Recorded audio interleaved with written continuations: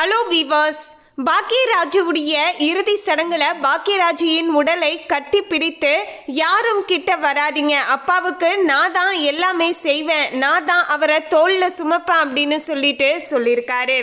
அதோடு அவருடைய பொண்ணுமே இத்தனை நாட்களாக எங்களை நெஞ்சிலையும் தோல்லையும் சுமந்த எங்கள் அப்பாவை நாங்கள் தான் பார்த்தீங்கன்னா இந்த கடைசி நேரத்தில் சுமக்கணும் அப்படின்னு சொல்லிட்டு ரொம்பவே உருக்கமாக பேசி கண்ணீர் விட்டுருக்காங்க. அதோடு அவருடைய இறுதி சடங்கின் போது அவருடைய உடல் எடுத்துட்டு வரும்போது பார்த்தீங்கன்னா ஒரு சில சலசலப்பும் பிரச்சனையும் வந்திருக்கு. அதோடு ராதிகா என்ன சொல்லியிருந்தாங்க அப்படிங்கிறத பற்றியும் பார்க்கலாம். அதுக்கு முன்னாடி இன்னும் நம்ம சேனலை சப்ஸ்கிரைப் பண்ணலன்னா சப்ஸ்கிரைப் பண்ணிடுங்க. அப்படியே பக்கத்தில் இருக்கக்கூடிய பெல் ஐகானையும் ப்ரெஸ் பண்ணிடுங்க. வாங்க வீடியோக்குள்ளே போகலாம். பாக்கியராஜ் நேற்று மாரடைப்பின் காரணமாக உயிரிழந்தார். இன்று அவருக்கு அரசு மரியாதையுடன் அவருடைய உடலானது நல்லடக்கம் செய்யப்பட்டு இருந்தது. இதற்கிடையில இறுதி சடங்குக்கான ஏற்பாடுகள் எல்லாமே செய்யப்பட்டு அவருடைய உடலை பார்த்தீங்கன்னா அந்த வேன்ல ஏற்றப்படும் போது இவருடைய மகனான சாந்தனுவும் சரண்யாவும் பார்த்தீங்கன்னா அவரை கட்டி பிடிச்சுக்கிட்டு கண் கலங்கியிருக்காங்க. அப்போது யாரும் கிட்ட வராதிங்க, நானே எல்லாமே செய்கிறேன் அப்படிங்கிற மாதிரி ரொம்பவே உணர்ச்சி வசப்பட்டு பல விஷயங்களை பார்த்தீங்கன்னா பேசியிருக்காங்க. இவங்கன்னு கிடையாதுங்க, பாக்கியராஜை எப்போதுமே தன்னுடைய குருநாதர் என்று சொல்லக்கூடிய பார்த்திபன் ஒரு பக்கம் பார்த்தீங்கன்னா அவரை தோளில் சுமந்து போயிருப்பார். அதே போல் ராதிகாவுமே பார்த்தீங்கன்னா ராதிகாவும் பாக்கியராஜும் பார்த்தீங்கன்னா நல்ல ஒரு நண்பர்கள். அதோடு பார்த்தீங்கன்னா பாக்கியராஜுடைய ஒரு வளர்ப்பு மகள் ராதிகா அப்படின்னே கூட சொல்லலாங்க. அந்த அளவுக்கு பார்த்தீங்கன்னா ரொம்பவே பாசத்தோடு இவங்க மேலே இருப்பாங்களாம். ஸோ அதனால் நானுமே மகளின் சார்பில் என்னுடைய சார்பாக பார்த்தீங்கன்னா என்னுடைய கணவர் சரத்குமாருமே பார்த்தீங்கன்னா அவரை தோளில் சுமப்பாரு அப்படின்னு சொல்லிட்டு இவங்க 4 பேருமே பார்த்தீங்கன்னா சுமந்துட்டு போயிருக்காங்க. அதோடு பார்த்தீங்கன்னா சாந்தனு மற்றும் சரண்யா இருவருமே நேற்றைய நாளில் இருந்தே பார்த்தீங்கன்னா காலையிலேருந்தே ரொம்பவே அழுந்து அவங்க ரொம்பவே பார்த்தீங்கன்னா உடல் அளவுலையும் சரி மன அளவுலையும் சரி நீங்கள் ரொம்பவே சோர்ந்து போயிருப்பீங்க. நீங்கள் தோளில் சுமந்துக்கோங்க, ஆனால் கொஞ்ச நேரம் மட்டும் இருங்க, பிறகு பார்த்தீங்கன்னா இன்னுமே அங்கே போய் ஏகப்பட்ட சடங்குகள் எல்லாமே செய்யணும். ஸோ அதற்காக நீங்கள் கொஞ்சம் உங்களை நீங்கள் கொஞ்சம் பார்த்துக்கணும் அப்படின்னு சொல்லிட்டு அவங்களுக்கு ஆறுதல் எல்லாமே சொல்லி அவங்கள கொஞ்சம் அங்கிருந்து தேத்திருக்காங்க. இதற்கிடையே பார்த்தீங்கன்னா ராதிகா அவங்க வெளியே வரும்போது, அதாவது பாக்கியராஜுடைய வீட்டில் இருந்து வெளியே வரும்போது பார்த்தீங்கன்னா அந்த வேன் கிட்ட வரத்துக்குள்ளே பார்த்தீங்கன்னா அவங்கள சுற்றி ஏகப்பட்ட கூட்ட நெரிசலில் அவங்க போய் மாட்டிக்கிட்டாங்க. அதன் பிறகு அங்கே இருந்து அவங்க வெளியே வருவதற்கே பார்த்தீங்கன்னா கொஞ்சம் போராட்டமாக இருந்தது. அந்த காட்சிகள் எல்லாமே பார்த்தீங்கன்னா வெளியாகி இருந்தது. அதையும் நாம் பார்த்துருப்போங்க. தமிழ் திரையுலகில் திரைக்கதை, வசனம், இயக்கம், நடிப்பு என பல துறைகளில் தனக்கென அழியாத முத்திரையை பதித்த பாக்கியராஜுடைய மறைவானது ரசிகர்களையும் சரிங்க திரையுலகினரையும் சரிங்க பெரும் சோகத்தில் ஆழ்த்தி வருகிறது. பல தலைமுறைகளாகவே குடும்ப ரசிகர்களை உருவாக்கிய அவரது பிரிவானது தமிழ் திரைப்பட உலகிற்கு ஈடு செய்ய முடியாத இழப்பாகவே பார்க்கப்படுதுங்க. வழக்கம் போல அதிகாலையில் நடைப்பயிற்சியை முடித்துவிட்டு வீட்டிற்கு திரும்பிய பாக்கியராஜ் திடீரென நெஞ்சுவலி இருப்பதாக குடும்பத்தினரிடம் தெரிவித்து இருக்காரு. உடனடியாக மருத்துவமனைக்கு அழைத்து சென்றாலுமே மருத்துவர்களுடைய தீவிர முயற்சிகள் பலனளிக்கவில்லை. இதையடுத்து தான் அவர் உயிரிழந்ததாக அதிகாரப்பூர்வமாக தகவலானது வெளியாகி இருந்தது.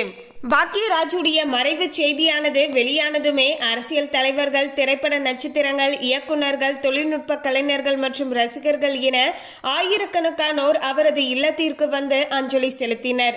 நேற்று முழுவதுமே அவரது இல்லமானது மக்கள் கூட்டத்தால் நிரம்பி இருந்தது அப்படின்னு சொல்லலாங்க. பலர் மலர் வளையம் வைத்து மரியாதை செலுத்தி வந்தாங்க. சிலர் அவரது திரைப்பட வசனங்களை நினைவு கூர்ந்தனர். பல ரசிகர்கள் கண்ணீருடன் இறுதி வணக்கத்தையும் தெரிவித்து இருந்தார்கள். இன்று காலை அரசு மரியாதையுடன் பாக்கியராஜுடைய இறுதி ஊர்வலமானது தொடங்கியது. மலர்களால் அலங்கரிக்கப்பட்ட வாகனத்தில் அவரது உடலானது எடுத்து செல்லப்பட்டு இருந்தது. சாலையின் இருபுறமும் திரண்டு இருந்த ரசிகர்கள் கண்ணீருடன் கைகளை உயர்த்தி இறுதி அஞ்சலி செலுத்தினாங்க. திரைக்கதை மன்னர் அமரர் என்ற முழக்கங்கள் தொடர்ந்து ஒலித்தன. பலர் மலர்களை தூவி மரியாதை செலுத்தினாங்க. தமிழ் திரைப்பட வரலாற்றில் மறக்க முடியாத படைப்புகளை அளித்த கலைஞருக்கு மக்கள் அளித்த இந்த அன்பானது அவரது தாக்கமானது எவ்வளவு ஆழமாக இருந்தது என்பதை வெளிப்படுத்தக்கூடிய வகையிலையும் அமைஞ்சிருந்தது. மேலும் சென்னை பெசன்ட் நகர் மின் மயானத்தை நோக்கி நகர்ந்த இறுதி ஊர்வலத்தில் ரசிகர்கள் மட்டுமின்றி ஏராளமான திரையுலக பிரபலங்களும் கலந்து கொண்டாங்க. நடிகர்கள், இயக்குநர்கள், தயாரிப்பாளர்கள் மற்றும் தொழில்நுட்ப கலைஞர்கள் அனைவருமே ஒன்றிணைந்து தங்களது இறுதி மரியாதையையும் செலுத்தினாங்க. பலர் பாக்யராஜுடன் இணைந்து பணியாற்றிய காலங்களை நினைவு கூர்ந்து கண் கலங்கினார்கள். இறுதி சடங்கின் மிகவுமே உருக்கமான தருணமாக நடிகர் சரத்குமார் மற்றும் இயக்குனர் பார்த்திபன் ஆகியோர் பாக்யராஜின் உடலை தோள்ல சுமந்து சென்ற காட்சியானது அமைந்தது. பல ஆண்டுகளாகவே நீடித்த நட்பின் அடையாளமாக அந்த தருணமானது மாறியது. அங்கு இருந்த ரசிகர்களும் அந்த காட்சியை கண்டு கண் கலங்கினார்கள். குருவுக்கு கடைசி மரியாதை செலுத்தக்கூடிய விதமாக பார்த்திபன் கண்ணீரை அடக்க முடியாமல் நின்றார். நேற்று முதல் பாக்யராஜின் இல்லத்தில் இருந்து அனைத்து ஏற்பாடுகளையும் கவனித்த அவர் இறுதி ஊர்வலத்தின் முழு நேரத்திலுமே குடும்பத்தினருடன் அவங்களுக்கு ஆதரவாகவும் இருந்திருக்காங்க.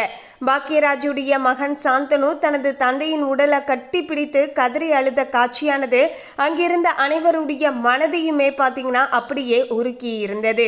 உறவினர்களும் நண்பர்களும் அவருக்கு ஆறுதல் கூற முயன்றாலுமே தந்தையை பிரியக்கூடிய வேதனை அவரால் தாங்கிக் கொள்ள முடியவில்லை. கண்ணீருடன் நின்று அவரது நிலையானது ரசிகர்களையும் திரையுலகினரையுமே கண்கலங்க வச்சது.